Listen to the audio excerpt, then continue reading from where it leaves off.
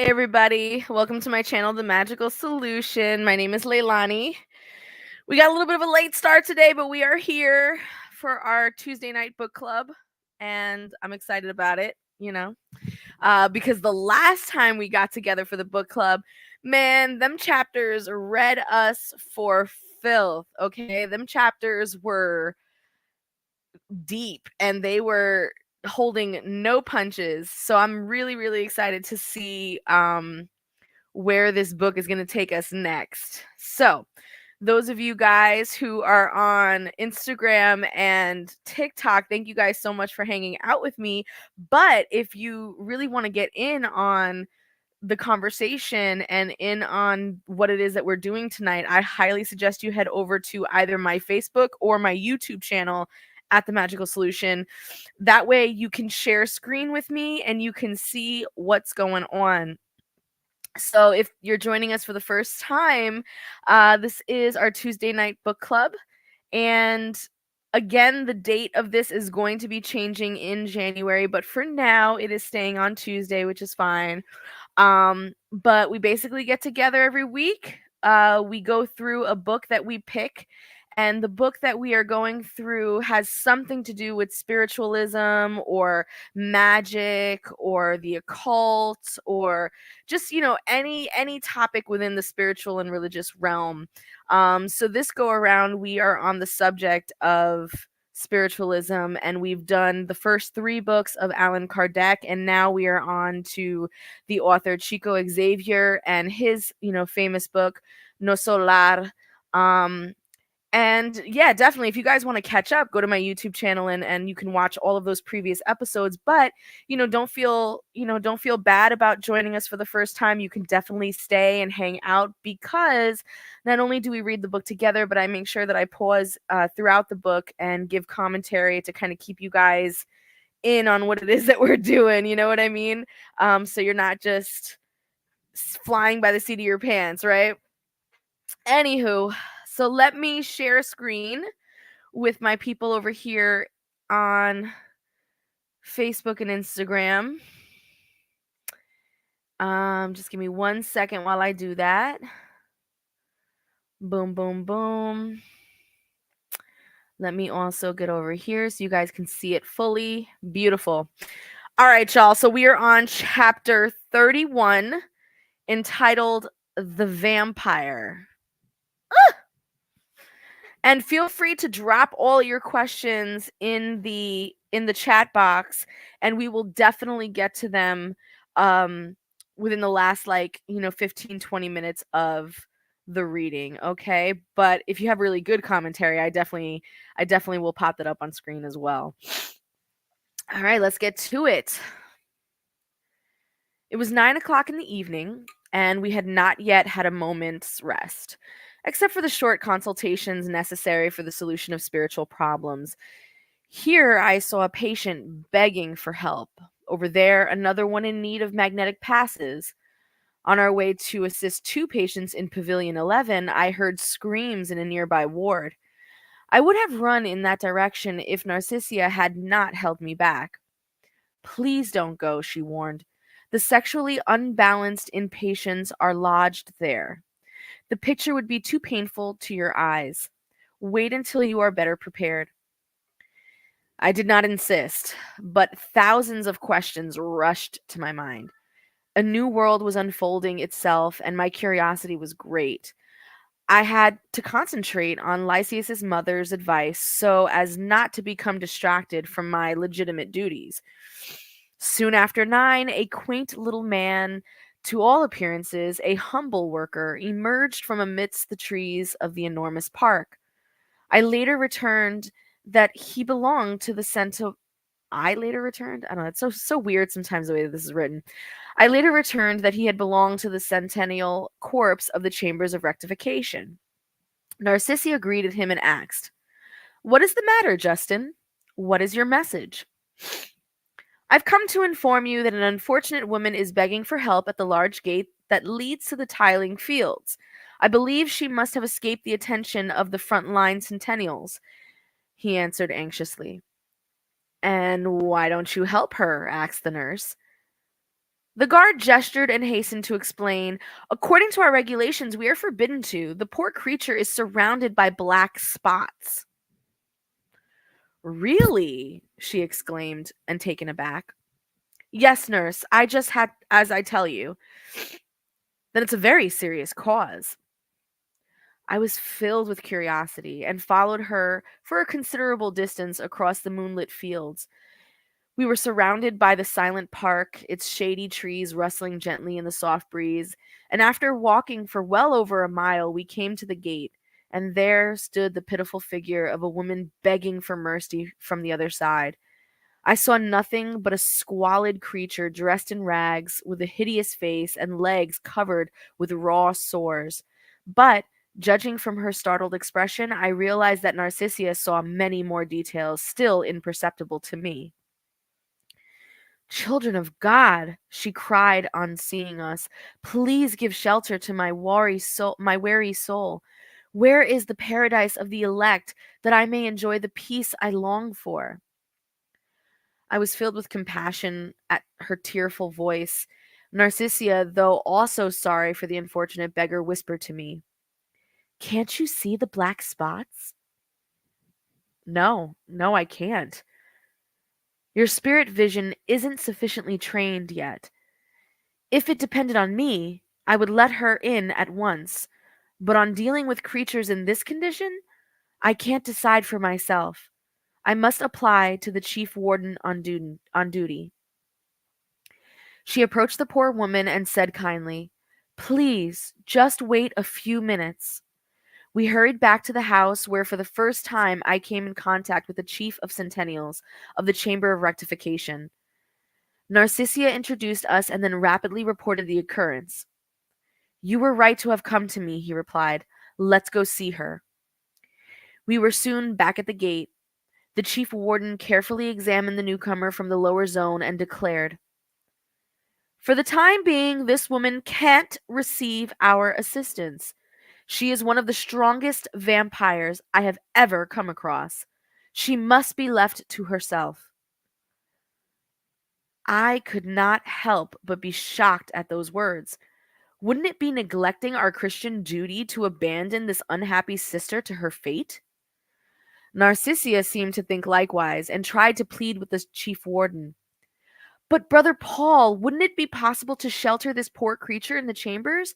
Pointing to the beggar who was impatient at the delay and complaining loudly, he addressed the nurse.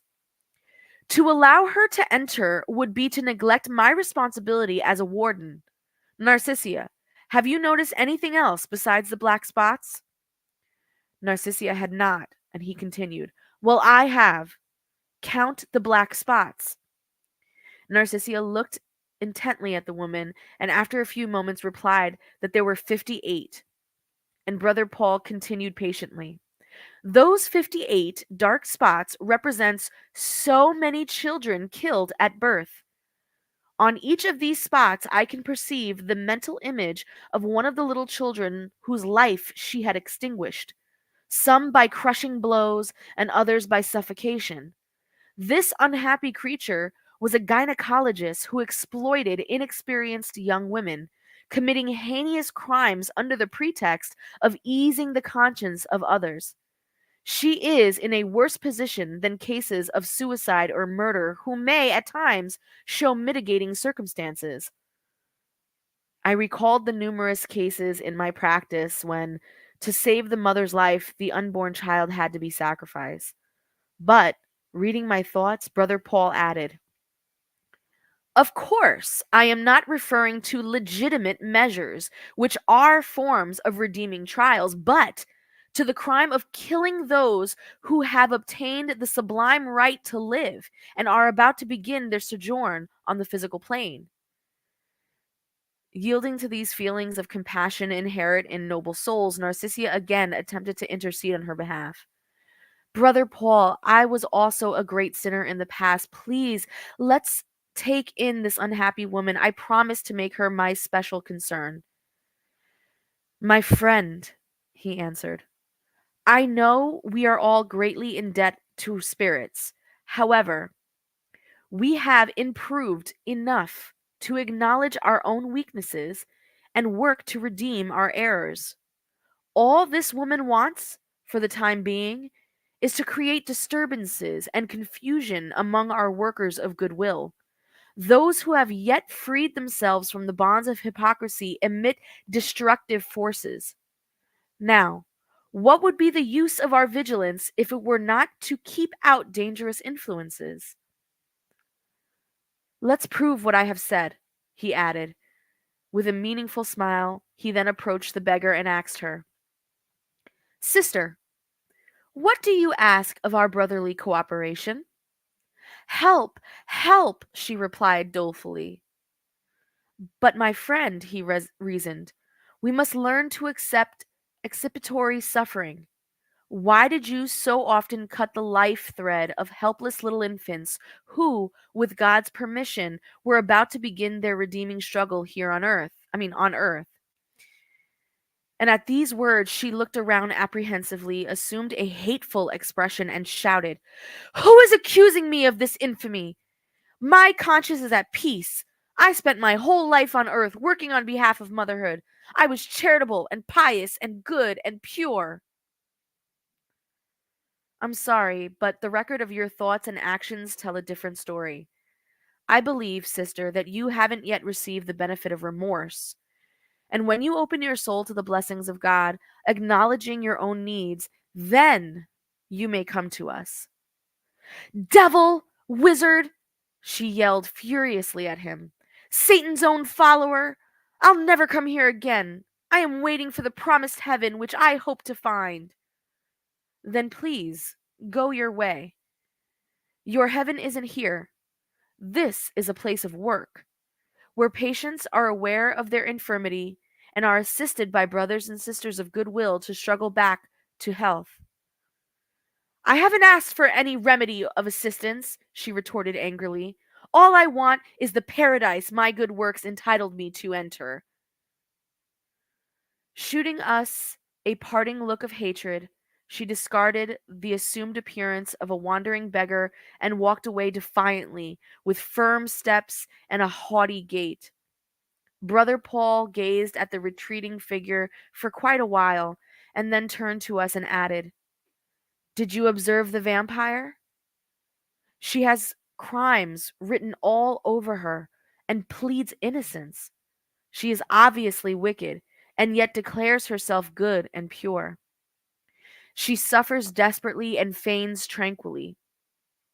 She has created a hell for herself, yet pretends to be looking for heaven. We listened respectfully to the chief warden, who closed his valuable lesson by saying, We must always be aware of appearances, either good or bad. Divine providence never forsakes anybody. Therefore, the unfortunate creature will find aid elsewhere. But for the sake of legitimate charity, in the position I hold here, I couldn't possibly open the doors to her. Woo! Y'all. Ouch. So this is a lesson I feel like a lot of people need to learn. Even here on Earth, a lot of people need to learn about vampires, about people who pretend to be good-natured but are truly just evil spirits inside. People who believe their own lies of being good and pious to the point where they can commit heinous acts and still somehow manage to believe that they are doing good. Um and on top of that, because of their current state of confusion, when they cross over, they not only keep that state of delusion, but then their spirit body becomes that of a toxic body that infects all of the good willing creatures around them. And so this is why the chief was like, no, I'm not letting her in the gates, because this woman is nothing but a toxic. She'll confuse everyone here who is working so hard to get rid of their sins, to get rid of their mistakes, to like work off their issues. She'll add confusion by adding this false delusion, this false confidence, this false narrative of telling yourself, "Oh no, you're not wrong. You did the right thing." Um and those type of people are very, very dangerous people, both here in life and in the afterlife. So be weary of appearances, my good friends. Be weary of appearances. All right, we are now on chapter 32. Learning about Veneranda. That is the title of the chapter. Learning about Veneranda. Returning across the moonlit park, I experienced a strange sense of fascination. Those big, shady trees and flourishing patches of greenery held my admiring attention. And as we walked, I questioned her about the surroundings. So, this great park, she said, not only contains the paths to the lower zone and the plants we cultivate for nutritious juices, but Minister Veranda has also created delightful areas used for educational purposes. Noting my curiosity, she continued, they are known as the Green Halls and are situated in the midst of the trees. They are perfectly suited for the lectures given by the ministers of regeneration. The most beautiful is reserved for the governor's lectures when he visits us. Others are used for visiting ministers and students in general. Their elegant trees blossom periodically, looking like small, colorful towers of natural charm. The sky is our sheltering roof, allowing us to enjoy the blessings of the sun and of the distant stars. How marvelous these natural places must be, I exclaimed. Well, they certainly are, she continued. 40 years ago, Minister Veneranda, her idea aroused great enthusiasm all over the colony, and a campaign was begun to build a natural hall. Every ministry, including the Ministry of Divine Union, worked, with Veneranda's cooperation, to build delightful arbors all over the water park. I think the ones they built in the schools are the most interesting. They are very greatly in size and shape. One of them, which Veranda built in the educational park of the Ministry of Elucidation, is star shaped, contains prodigious vegetation, and is ample enough for 5 large classes taught by 5 different instructors. And in its center is an enormous apparatus similar to a projector, which can simultaneously show 5 different projections. Their initiative improved the city, providing areas which unite useful service, practicality, and spiritual beauty. How are these halls furnished? I inquired as she paused. In the same style as earthly ones?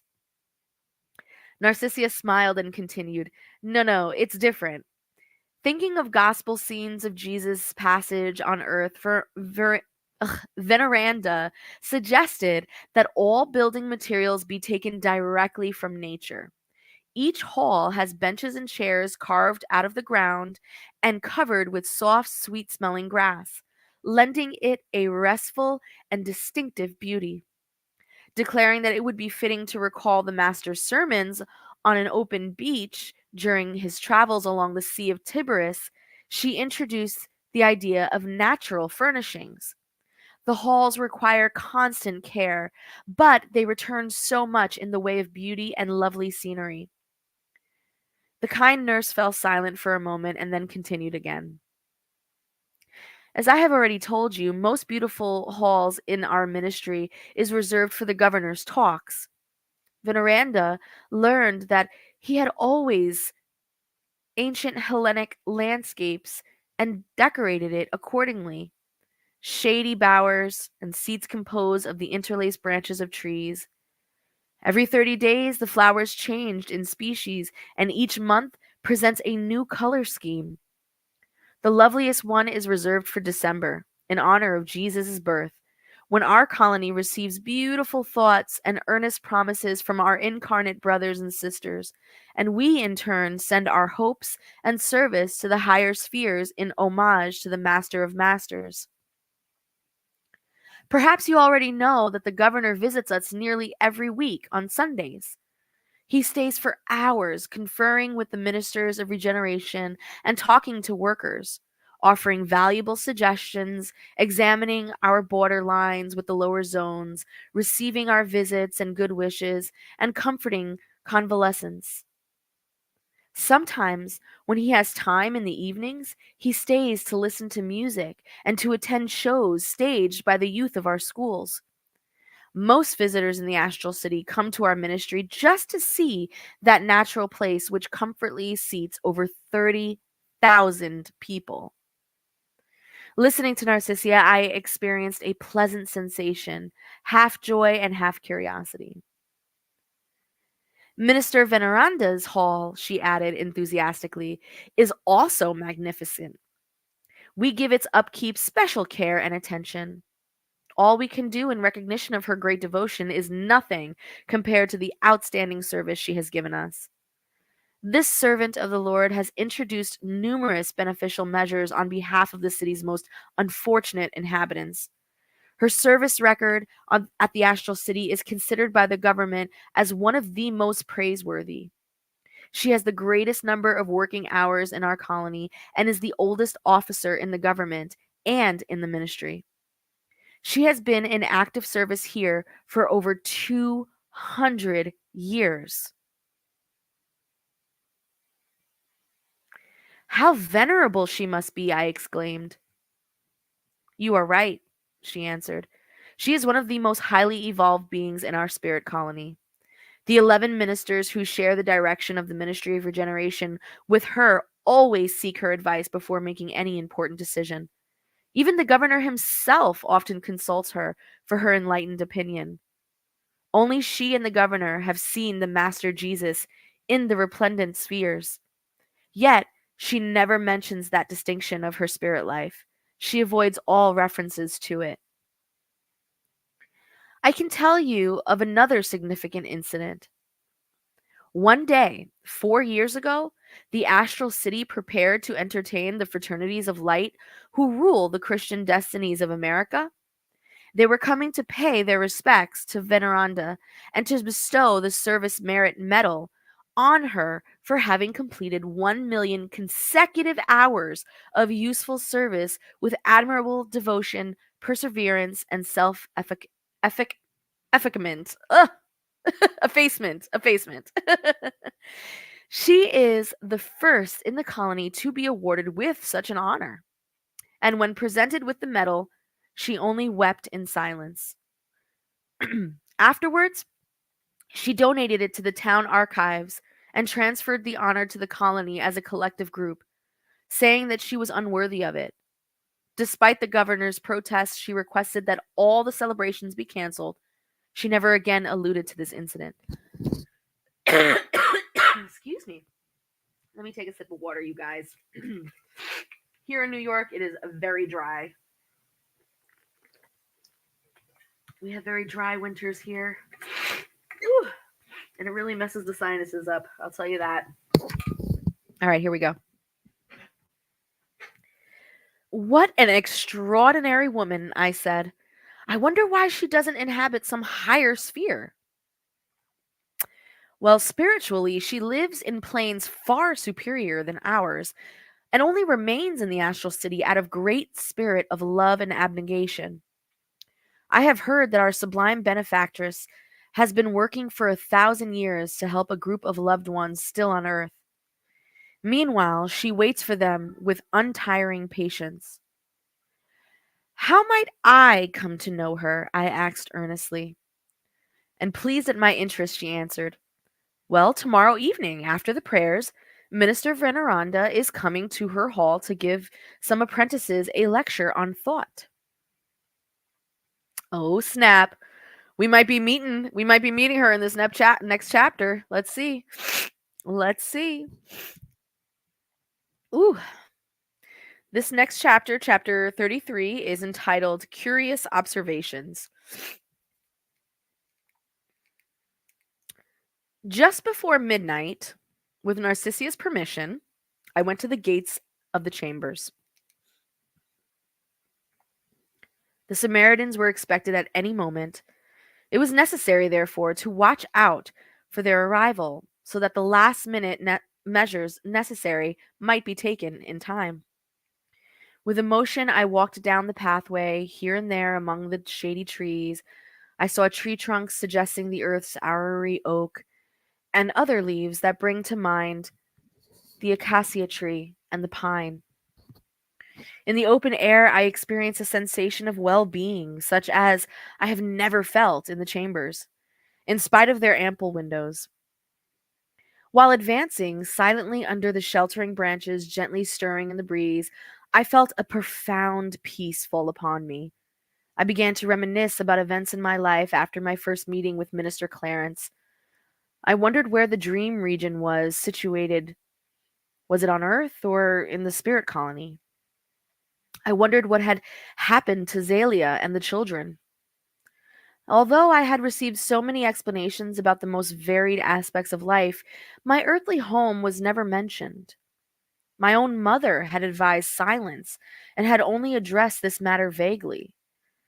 It all implied that I should forget the problems of the flesh in order to achieve my inner renewal. Yet, probing deeply, I discovered that my longing for my family was still alive and strong. I yearned to see my beloved wife, to feel my children's caresses once again. Why should fate keep us apart as if I were a castaway on some unknown shore? These questions perplexed me, but I was also comforted by the thought that I could not consider myself forsaken. If my earthly experience might be classified as a wreck, it was all my own doing. And now that I had the opportunity to observe the vibrations of intense and constructive work at the astral city, I cannot help wondering how I, when on Earth, could have wasted so much time on trifles. Mm. True, I had loved my wife dearly and had tenderly cherished our children, yet, on examining my conduct as a husband and a father, I realized that I had failed to build up anything solid and useful within the spirit of my family. I realized it only now that it was too late. Whoever advances along a road and neglects to sow the seeds for future harvests along the way and fails to protect the fountain that quenches his thirst cannot turn back expecting to find all he needs. Woo! We got to pause there for a second. We got to pause there for a second, you guys. Let's read that one more time. Whoever advances along a road and neglects to sow the seeds for a future harvest along the way and fails to protect the fountain that quenches his thirst, they cannot turn back expecting to find all that he needs. Nor can he expect to have any of those things still in place for future generations, right? And this is one of the oldest adages that you will find in almost every culture around the world. This idea that we do not live for ourselves, we live for our future. We live for those who come after us. And I think that's one of the biggest struggles that mankind is currently dealing with. Actually, they've been dealing with it basically since the Industrial Revolution. It's just this idea of just me, myself, and I, and how much can I get, and how much can I hoard, and how much can I take, it without thinking of the consequences, without thinking about what they're going to leave behind, if anything, for their future generations. And this is definitely a realization that people need to sit with a little bit longer. These thoughts kept reoccurring in my mind with an irritating instance. On leaving the physical sphere, I had been faced with the torture of incomprehension. I did not know what had happened to my wife and children, who were suddenly deprived of the accustomed domestic stability and confronted with the inevitable struggles of widowhood and orphanhood, but I saw no point in asking. A light breeze seemed to whisper lofty ideas, as if attempting to lift my mind to higher thoughts. Although tormented with these inner questions, I had to attend to the mission on which I had been sent. I approached the gate and scrutinized the distance beyond the tilling fields. All was moonlit and serenity, glorious heavens, and peaceful beauty. I spent some minutes absorbed in awed prayer to the Creator of all things, in contemplation of the lovely scenery before me. And then a few moments later, I saw two enormous shapes. They puzzled me. They looked like men of some indefinable, semi luminous substance. Strange filaments hung from their arms and feet, and there was a thread connected to their heads. They gave me the impression of two ghosts, and I could not bear their sight. My hair was standing on its end. I ran back to the chambers. As I anxiously explained to Narcissia the cause of my terrors, she could hardly keep from laughing. Well, now, she said good humoredly, didn't you recognize those forms? I was considerably abashed and did not know what to say. Narcissia smiled and explained, I had the same experience and was just as surprised as you. The explanation is simple. The forms you saw belong to our brothers from Earth. They are highly evolved spirits on some redeeming mission on the physical plane, who, as worthy initiates of eternal wisdom, may temporarily abandon their fleshy bodies and travel freely through the spheres. The filaments and threads you observed are the characteristics which distinguish them from us. Therefore, you needn't fear. Incarnate men who succeed in reaching these regions are highly evolved spirits, though they may appear humble or obscure on earth. In an encouraging voice, she added, Let's go out and see. It's 12:40. The Samaritans can't be long in coming. Satisfied with Narcissia's explanation, I followed her to the great gate. I could still see the two forms in the distance, calmly walking away from the astral city. Narcissia gazed at them and remarked, They are surrounded by blue light. They must be two advanced messengers from the physical plane on some mission we cannot know.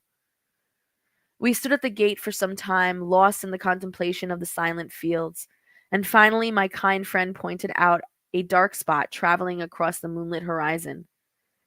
They had arrived, looking intently in the direction Narcissia was pointing. I saw that the caravan was moving slowly towards us under the clear sky. All of a sudden, I heard dogs barking in the far distance.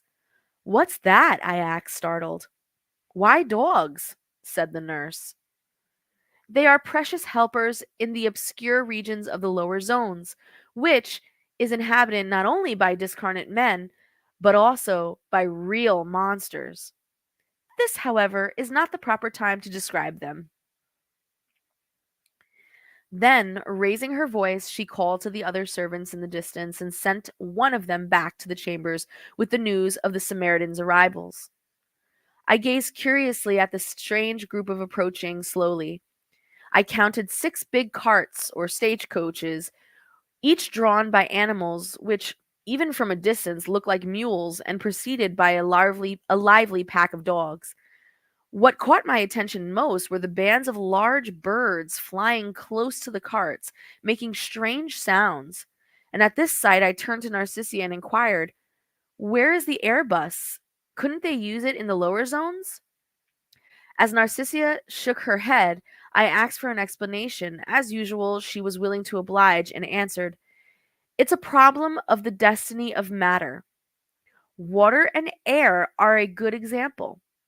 An airplane which flies through the air cannot do the same in water, which can build machines such as submarines, for instance, which can carry us through denser matter.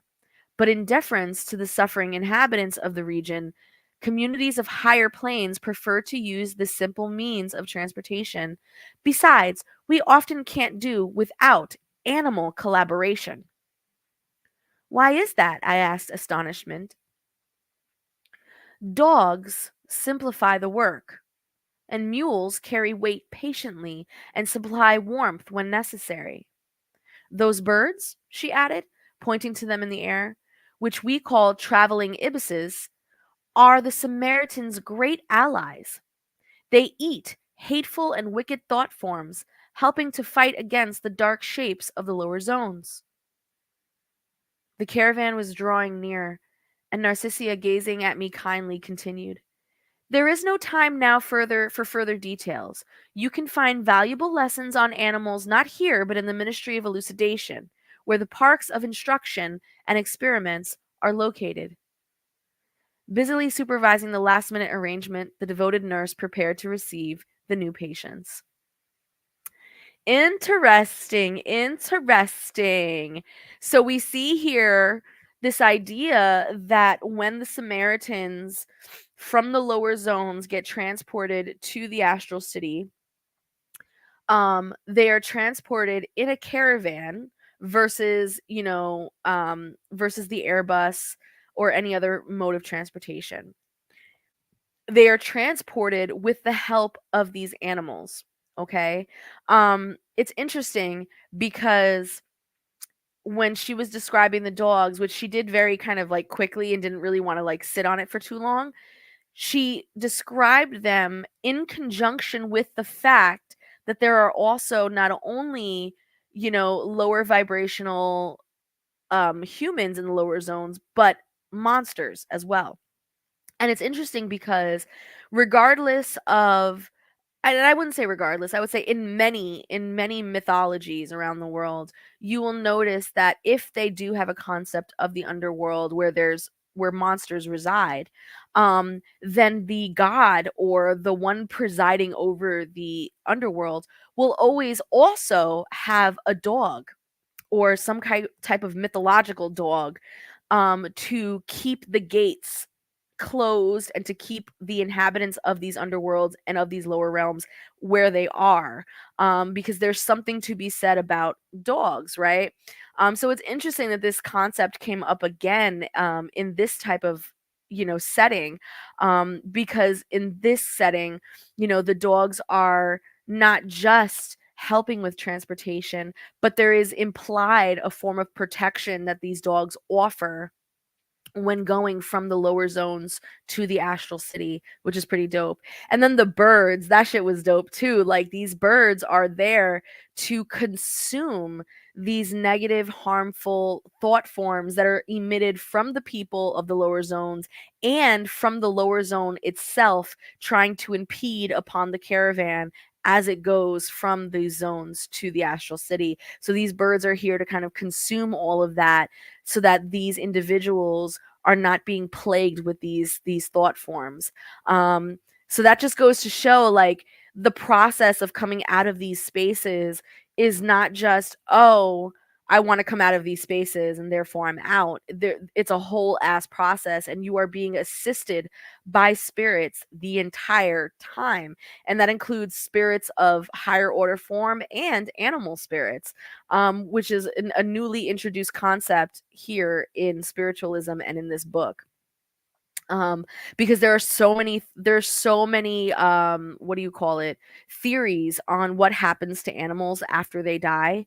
Some spiritualists believe that animals are of a lower consciousness, and so therefore they just get recycled and there's really nothing that happens to them, whereas others believe that animals, although might be of a lower conscious level, are still very good creatures by nature. They follow their natural order, which is the order of God, and so therefore they are elevated and or brought to, you know, places of paradise, if you will, in the afterlife. So yeah, I mean these concepts vary from place to place, but this is the first time we're seeing it in this setting, which is nice. All right, so now we're on the next chapter, which is chapter 34, the newcomers from the lower zones. The packs of dogs, led by strong workers, halted as they approached us. Within minutes, we were all crossing the broad galleries leading into the chambers of rectification. Many attendants were hurrying about, and some of the weaker patients were being helped indoors. Not only Narcissia and Salstius and the others were working, the Samaritans were also doing their utmost eager to aid the newcomers, some of whom waiting humbly for their turn while others complained loudly. As I also lent a hand, I noticed an old lady trying with great difficulty to get down from the last carriage, and when she saw me nearby, she began to beg, "Please, son, for God's sake, help me to get down." I approached, interested. "Good heavens," she went on, forming the sign of the cross. "Thanks to divine providence, I have escaped purgatory. Ugh, the wicked devils which tormented me there. What a hellish place. At last, heavenly angels have come to rescue me." I helped her down, again curious. For the first time, I heard references to hell and purgatory from someone who seemed calm and reasonable to me. It prompted my curiosity, and I inquired, "So, have you come far?" Thus speaking, oblivious of Laura's advice, I affected great concern as I had on earth. The poor woman perceived my interest and began telling her story. "Very far indeed. On earth, my son, I was a lady of great virtues, charitable, pious, sincere in my beliefs.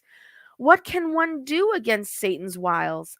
On leaving the world, I found myself surrounded by monstrous beings which dragged me from them in a veritable whirlwind.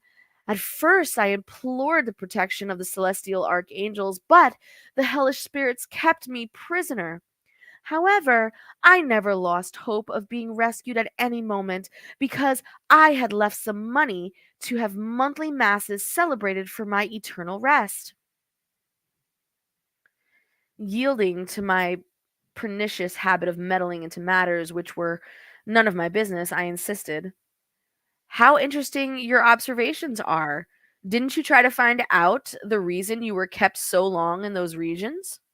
"Absolutely not," she replied, crossing herself again. "As I have already told you, I did my best to be good and pious while on earth, but you know that nobody is completely free from sin. As a rich woman, I might have led a peaceful life if hadn't been for my slaves. They were always full of mischief and kept quarreling. Of course, punishment was often necessary. I had to be firm in giving my orders, always scrupulously carried out by my overseers. It wasn't rare for a Negro to die at the whipping post as a warning to others. Sometimes, to avoid trouble, I was obliged to sell slave mothers, separating them from their children. I felt the sting of my conscience on those occasions, but every month when Father Amnicus visited the plantation, I went to confession. After having received my absolution in the confessional, I was free from all of those venial sins, and again in peace with God and the world in general. Shocked at these words, I began to reason with her. "But, sister, that kind of peace is false. The slaves are also our brothers and sisters, and to the Almighty Father, their children are just as good as their masters." She stamped her foot angrily in protest. "God forbid! That could never be. Slaves are slaves, or the church would teach us otherwise. If there were slaves at the bishop's house, why shouldn't there be on our plantation? Who would work on the land if not the Negroes? Believe me, it was an honor for them to live in my slave quarters. On my plantation, Negroes never came to the guests' courtyard except to carry out my orders. Father Amnicus, our virtuous priest, once told me at confession that Africans are the worst creatures in the world, born exclusively to serve God's bondage. Do you imagine, then, that I would have scruples in dealing with them?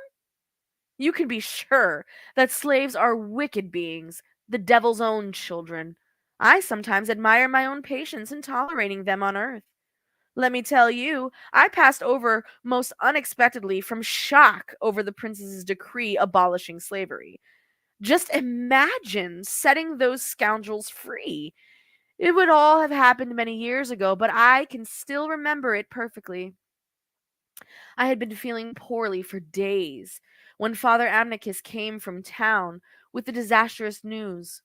The blow was terrible, and I began to get worse. How could we go on living with those ruffians at large? Of course, they would want us to pay them back by making us serve them. Wouldn't it be profitable to die than to serve them? I remember I made my confession with difficulty. When it was over, Father Amicus gave me absolution and comforted me with encouraging words. It seems that all devils are African, spying on me all the time, and I have been obliged to suffer their presence until today. And when did you pass over? I asked. In May of 1888. I experienced a strange sense of amazement.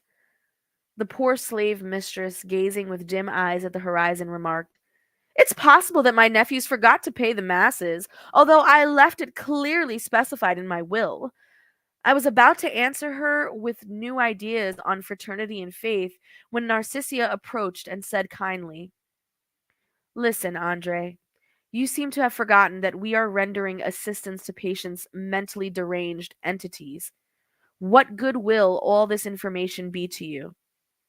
Unbalanced people will talk incessantly, and whoever listens wastes spiritual attention and may be no more balanced than they."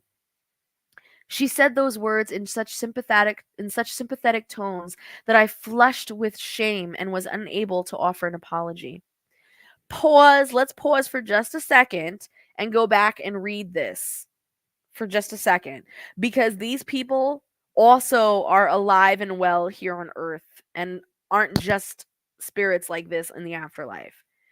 Listen to this sentence, because literally I've encountered these people constantly, constantly. And when you are someone who is in the spiritual realm, who has any form of authority in any type of way, you will be confronted with these individuals constantly. And it is just so important for you to have boundaries. But this is the people that we're talking about. Unbalanced people, unbalanced people will talk incessantly, and to whoever listens, wastes their spiritual attention and may themselves be no more balanced than them. Okay? So please listen to that sentence.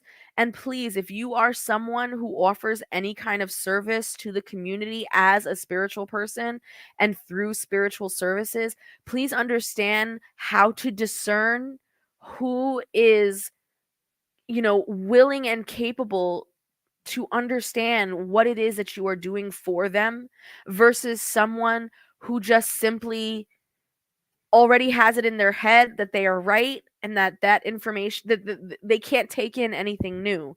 They are completely unbalanced. They are completely just in their own, they're basically just spitting out their own garbage just so that they can hear themselves speak, just so that they can complain, just so that they can just have a listening ear. And this statement about it wasting your spiritual attention, I cannot stress how true that is, because it's not just about spiritual attention, it's about your energy. It's literally your spiritual energy that is being depleted just for listening. You don't have to offer advice. You don't have to try and fix anything. Just bearing an ear to these type of people can cost you vital spiritual energy, because these individuals are not here to rectify their problems or to seek advice, they're just there to complain and to seek validation for their own imbalanced ideas and perceptions of themselves and their view of the world. Okay? And these people you need to stay far, far, far away from. Trust me when I tell you this, please. Don't worry, my friend, she went on encouragingly. Let's see to the perturbed brothers. Are you including me in their numbers? Asked the old lady, looking hurt. Narcissia, displaying her excellent expression of sympathy. Of course not, my dear. I didn't mean you. However, I think you must be tired after your long stay in the purgatorial zones. Yes, indeed I am, the newcomer agreed. You can't imagine my suffering and how I was tormented by those devils. The poor thing was about to begin the whole story all over again, but Narcissia cut her short. Do not dwell on evil. I know all about the bitter suffering you had to endure. Now just relax here while I see to your needs. Turning to an attendant, she said, "You, Zenoboyo, would you please go to the women's department and ask Nemesia to prepare a bed for our new sister awaiting treatment?" So you see, another thing about Narcissia, which I think is kind of cool, is that she always like manages to like just find a way to just kind of shut people down before they go off on their little things. You know what I mean? Uh, I pray that we all that have that type of patience and know how. Anyway, it is the end of our reading time, and it is now open for questions for anyone who has any. And we will make sure to pick up on chapter 35 the next time we meet.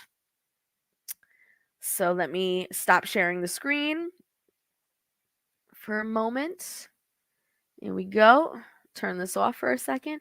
Do we have any questions? How is everyone feeling about the chapters that we read today? Talk to me. Talk to me.